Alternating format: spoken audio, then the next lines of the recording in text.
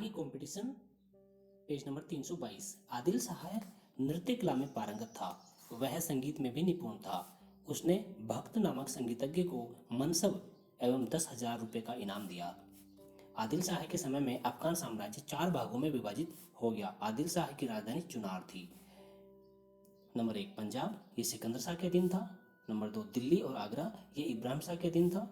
Number 3 Agra से बिहार, यह आदिल शाह के अधीन था। और नंबर 4 बंगाल, यह महमूद शाह के अधीन था। अफगानों की इस आपसी फूट का फायदा उठाकर हुमायूं ने मछीवाड़ा और सरहिंद के युद्ध में सिकंदर शाह सूरी को पराजित कर 1555 ईस्वी में दिल्ली पर पुनः मुगल साम्राज्य स्थापित किया। शेर शाह का प्रशासन। शेर शाह को साम्राज्य निर्माता एवं प्रशासक के रूप में अकबर का पूर्वगामी माना जाता है। शेर शाह ने कोई नई प्रशासनिक व्यवस्था नहीं दी, बल्कि सल्तनत काल में चली आ रही प्रशासनिक व्यवस्था को ही सुधार कर उसे नवीन रूप प्रदान किया। डॉक्टर कानूनगो ने शेरशाह को अकबर से भी श्रेष्ठ रचनात्मक बुद्धि वाला और राष्ट्र निर्माता बताया है, जबकि डॉक्टर परमात्मा शरण व डॉक्टर रामप्रसाद त्रिपाठी के अनुसार शेरशाह व्यवस्था सुधारक था, मौलिक व्यवस्थापक नहीं था। केंद्रीय प्रशासन।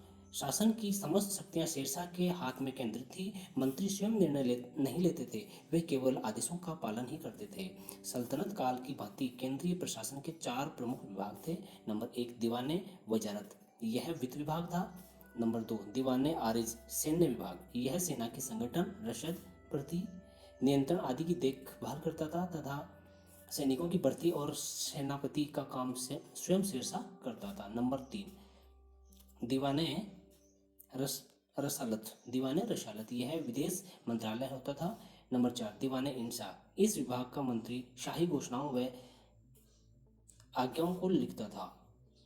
दीवाने काजी, न्याय विभाग का प्रमुख, व दीवाने बरीद, गुप्तचर व डाक विभाग का प्रमुख नामक 2 अधिकारी भी मंत्री पद के समान थे। प्रांतीय शासन। डॉक्टर कानूनगो के अनुसार शेरशाह के समय प्रांत नहीं थे, अपितु समस्त साम्राज्य 47 सरकारों में बटा था। डॉक्टर कानूनगो का मत सही नहीं है। यह व्यवस्था सिर्फ बंगाल सूबे के लिए थी, जो कि प्रशासनिक सुविधाओं के लिए 47 सरकारों में बांटा गया। बंगाल के सूबे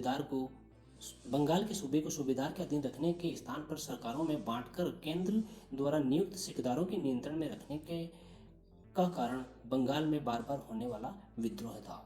सिकदारों की सहायता व उन पर नजर रखने के लिए एक सैन्य अधिकारी अमीर ए बंगला को नियुक्त किया गया। बंगाल के अतिरिक्त शेष साम्राज्य इक्ता में विभाजित हुआ था या बटा हुआ था। ये इक्ते सूबों या प्रांतों के ही रूप थे। हालांकि सभी इक्तों में एक समान प्रशासनिक व्यवस्था नहीं थी। जैसे बंगाल जैसे सूबे में सैनिक गवर्नर नियंत्रण करते थे। इक्ता के गवर्नर को हाकिम, फौजदार या मोमिन कहा जाता था। वे अपनी सैन्य टुकड़ी रखते थे तथा कानून व्यवस्था बनाए रखते थे। सरकार, जिलों का प्रशासन। इक्ता सरकारों में विभाजित थे। प्रत्येक सरकार में 2 प्रमुख अधिकारी होते थे। नंबर 1 सिकदार ए सिकदारान, सैन्य अधिकारी होता था ये। नंबर 2 मुंसिफ ए मुंसिफान, मुख्य मुंसिफ, ये राजस्व अधिकारी होता था। अब्बास का सरवानी के अनुसार 66 सरकारें थी। सिकदार ए सिकदारान का कार्य कानून व्यवस्था बनाए रखना था। वह एक सैनिक अधिकारी भी होता था तथा फौजदारी न्याय के मामले को देखता था।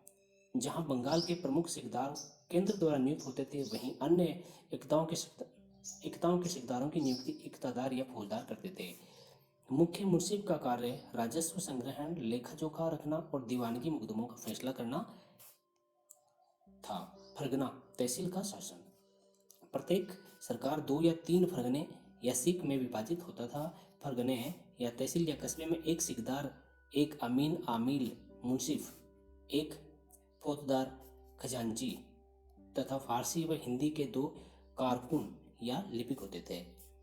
अब्बास खां सरवनी के अनुसार शेरशाह के साम्राज्य में फरगनों की संख्या 1,13,000 थी। सिकदार का कार्य शांति व्यवस्था बनाए रखना तथा मुंसिफ का कार्य भूमि के नाफ जोक व लगान वसूली में मदद करना था।